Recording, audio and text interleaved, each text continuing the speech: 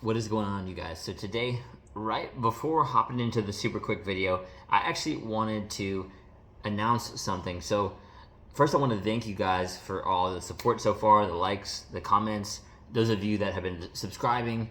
It means a lot, all the feedback. And so I want to offer some thanks in return. So right down in the description, I put a link so you can schedule a free consultation with me. And basically, if there's anything that you need some help with, maybe it's related to one of the videos I've gone over so far or something else, you can schedule a free call with me and we'll go over your situation to see if I can help, and we can just talk about it. So if that sounds interesting to you, just schedule a quick call in the link below, and I'm happy to see if I can help. All right, guys, let's hop into the video.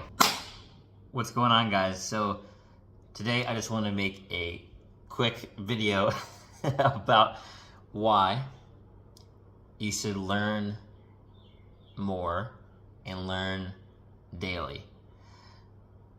I know, oh, you're so busy. I'm so busy. I have work. I work 8, 10, 12 hours a day plus, I don't have any time for myself, man. Blah, blah, blah, blah. How often are you using your phone? How often are you just kind of like BSing at certain times during your day? Don't you think that maybe you could get some of that work done with less time? If you were truly focused, right? First, I'm just going to go ahead and challenge you on all this stuff, right? Because more than likely, you're not that busy.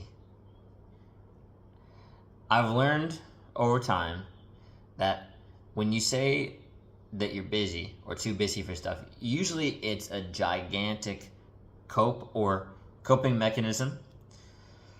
And it's for why you can't get something done, let's say faster, why you're not focused enough. Or maybe the fact that you just don't really want it. Like here's a perfect example, right? There's a lot of people who have gone through this exact situation where, for example, there's someone that they liked, like that they wanted to maybe potentially date, like they were interested in. Maybe they'd even been out before together, and they were struggling to get a text back. And they think, oh, you come up with excuses for them, like, oh, they're probably like really busy, blah, blah, blah. And maybe they even tell you that. But truthfully, that line about like, if they wanted to, they would, there's some truth to it, right? Truthfully, there's some truth. But basically, they can make the time. They just don't want it bad enough. They don't like you enough. It's plain and simple, right? And so how does that translate to your life? Well, I'm going to shift this all into learning, right? Because if you keep telling yourself that you're too busy, then that's going to be your story for the rest of your life. You could be an ultra successful CEO, blah, blah, blah, works 120 hours a week, never has the time, blah, blah, blah. You could do that your whole life.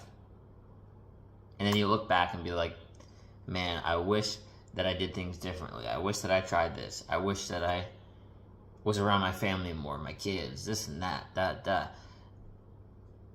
That's why I really like Justin Waller and his idea of, like, I'm sure it's not his idea, but he talks about it a lot, the rocking chair test, like being 90 and looking back at your life, like, are you proud of it? Do you feel really good about it?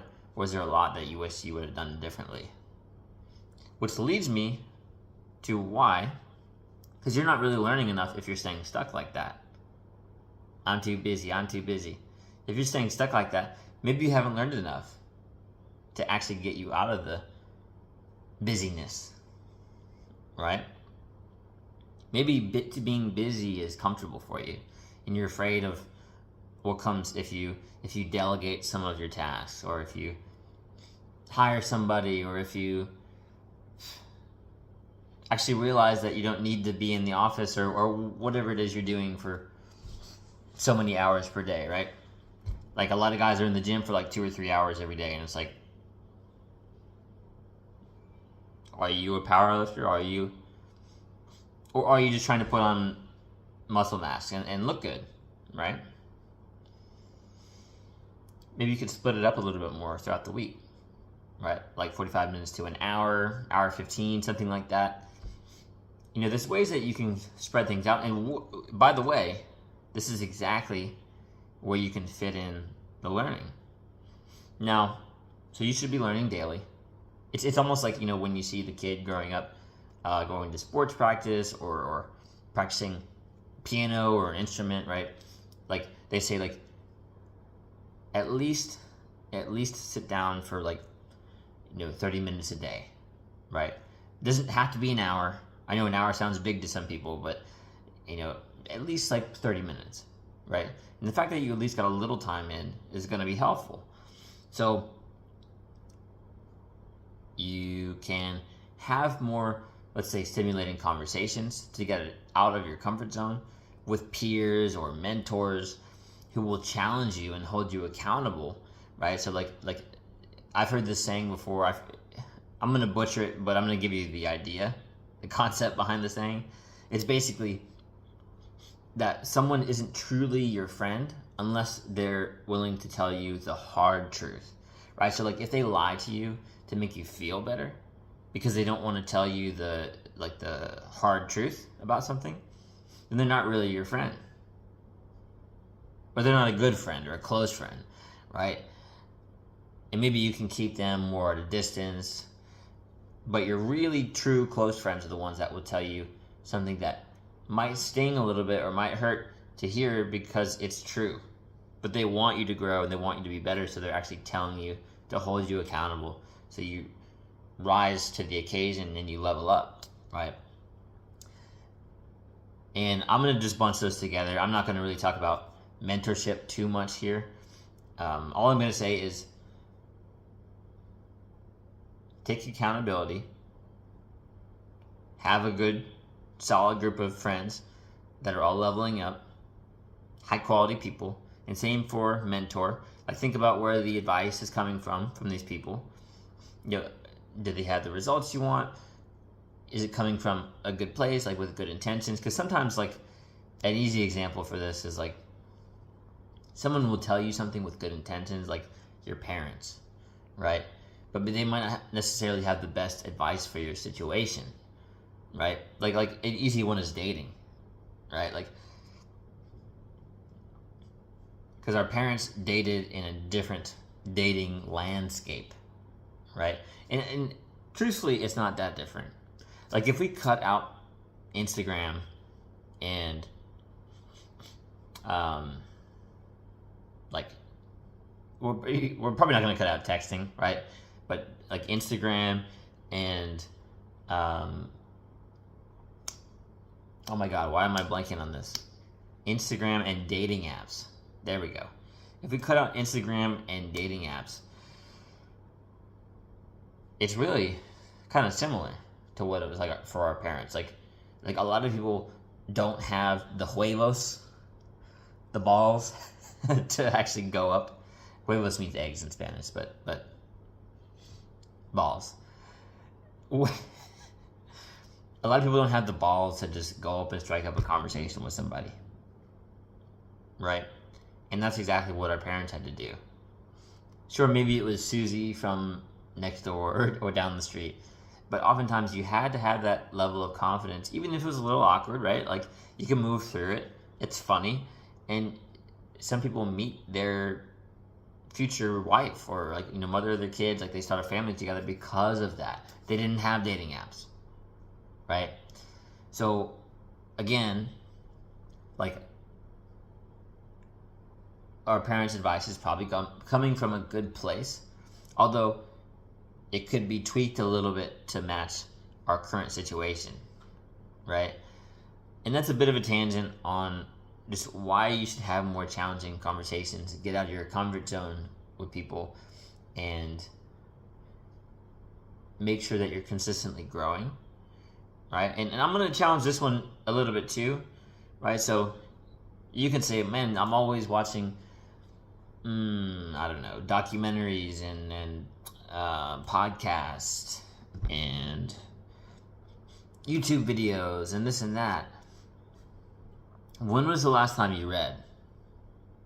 And hopefully it was recent, or like audiobooks, stuff like that. Like, I love all of these things too. I get it.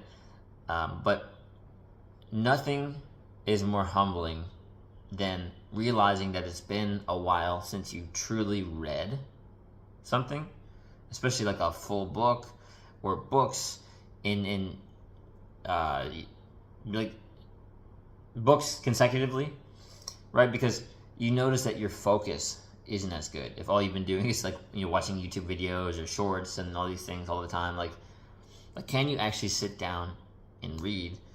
It's funny because when you start reading more, you start reading faster, it becomes easier. And if this is helpful for a transition for you, you know, I've heard Alex Hormozy say this a few times about reading a book while also listening to the audio, like an audiobook to it. So doing it at the same time. So it makes it easier for you to absorb all the information and learn. And I mean, maybe you could do that a few times with the same book, right? Like if you need to take in some lessons or read some parts again. And that's why it's so important to read. Not only that, but like, you know, let's move all the podcasts and the YouTube videos out of the way for a second. All these things can be helpful, especially if it's like, you know, self-development stuff. But with books, right, like sometimes it's like a person who already went through all of these lessons, right, and they built a business or several businesses, and they're sharing their knowledge with you, condensed into this thing that will take you much less time to read and learn. And they've given it to you, right, at a very low cost